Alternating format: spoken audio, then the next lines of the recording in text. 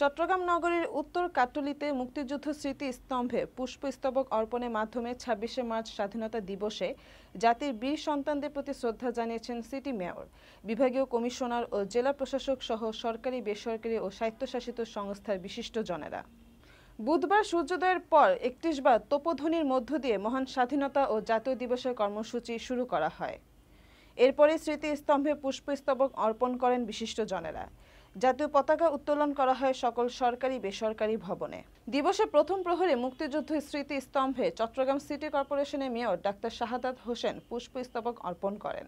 পরে বিভাগীয় commissioner doctor Mohammad Ziauddin, Chattogram metropolitan police commissioner Hasib Aziz, range DIG Mohammad Ahsan Habib Palash, জেলা প্রশাসক ফরিদা খানম, পুলিশ সুপার মোহাম্মদ সাইফুল ইসলাম শান্তু, বীর মুক্তিযোদ্ধা মোহাম্মদ কামাল উদ্দিন সহ অন্যান্য বীর মুক্তিযোদ্ধাদের সাথে পুষ্পস্তবক অর্পণের মাধ্যমে ৭১-এর শহীদদের শ্রদ্ধা জানান।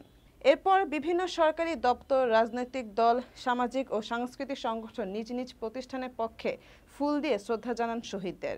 এ সময় সিটি মেয়র সাংবাদিকদের উদ্দেশ্যে বলেন, ৭১ ও ২৪-এর আন্দোলনকে যেন কখনো এক না করা হয়। ৭১ হলো বাঙালি জাতির অহংকার, দেশ রক্ষার আন্দোলন ও স্বাধীনতা। আর ২৪-এর আন্দোলন হলো ফ্যাসিবাদী ও স্বৈরাচারীর পতনের জন্য আপামর জনসাধারণের আন্দোলন।